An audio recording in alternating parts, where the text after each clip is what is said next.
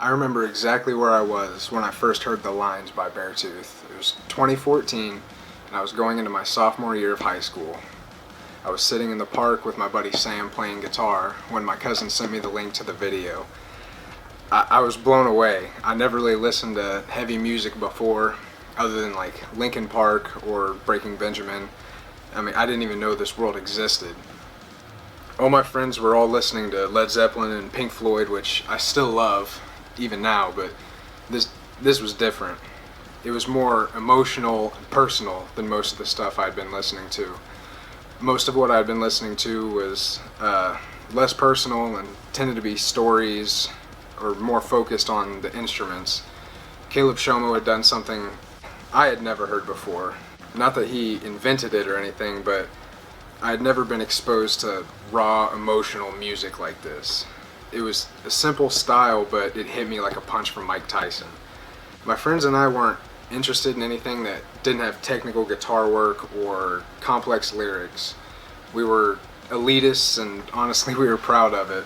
My friends and I, we would reject anything like country or pop or any hip-hop past 1996, really. For some reason, we were okay with some metal groups like Mastodon, which even they had screaming sometimes, which doesn't make sense, but we thought metalcore was for losers for some reason. I feel awful for ever even thinking this way, but we justified it somehow. Beartooth opened a door for me that I didn't want opened, honestly, but I'm glad they did. It made me look at myself and wonder what else I was ignorant to. Not just music, but life in general. I started listening to differing opinions. I started questioning things that I thought I knew just because of an album. I looked inside and wondered what I was ignoring about myself. I've shared countless moments with friends and family and even strangers talking about Beartooth. I took my sister to see them on the Disease tour. We got to meet the band and watch them do a sound check and warm up. It was a blast. That's where I got this flag as well. It honestly made my sister and I closer. Even to this day, we still talk about that concert and the experiences we had. When my buddy Brett first heard them, he fell in love with them just the same as I did. And even when we see each other now, we still talk about them and their music and everything about it. I've gotten into conversations with strangers just because of a shirt I was wearing. I never realized how popular the music was. My best friend Julio and I bonded over the lyrics and how we related to them. I remember so many late nights at his house just where he would show me new music and what he loved about it and what the lyrics meant to him. And I cherish these memories I have with these people because this band opened up for an avenue for us to express ourselves and connect so deeply. The music was unlike anything I'd ever listened to before. Caleb was screaming his emotions over pounding, aggressive music. Emotions we could all relate to on some level. He wasn't, talking about how he hated school or how he couldn't get the attention of some girl. He was relating feelings of anger, doubt, and personal pain. I don't know what it's like to take the lead of a band, of a wildly successful band, and have your fans turn on you. But when I heard Caleb scream, "You can lie to everyone around you, but you can't lie to the hole inside you," I felt like he was talking directly to me. It felt like he was calling me out.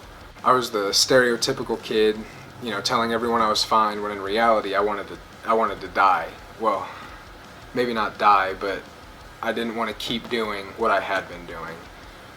I was in a cycle of doing nothing with my life and then getting depressed that I wasn't doing anything to change that. This new music, it didn't give me peace or even something to blame, but it gave me an outlet. I had a way to get these emotions out finally. I never thought that I had anxiety or that I dealt with depression, but I was relating to what Caleb was saying.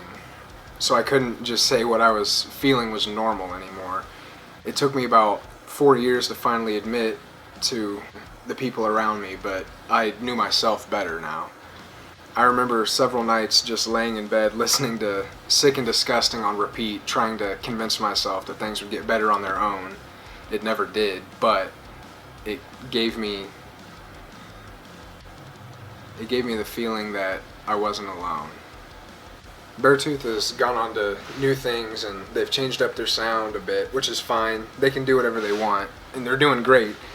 But to me, their first album was their peak. Maybe it's my rose-colored glasses, but Disgusting has a million times more replayability than Aggressive or Disease does. The personal stories, the emotional expressions, and the intense music, it all came together in this perfect storm of angst that spoke to me and apparently thousands of other kids just like me. It's cool to see people of all kinds of backgrounds coming together over music. I've talked to a lot of people at concerts that I never would have outside of that context. It's hard to explain that side of music for people that aren't really into music, but that's what makes a band top tier for me, is to be able to share the music and express what it means to you personally. In short, Beartooth has led me to meeting new people, finding new friends, and discovering new music. This one album literally changed my life in a drastic way. I'm glad Caleb is getting to do new things and what he wants to do with his music, but this album will hold a very dear place in my heart.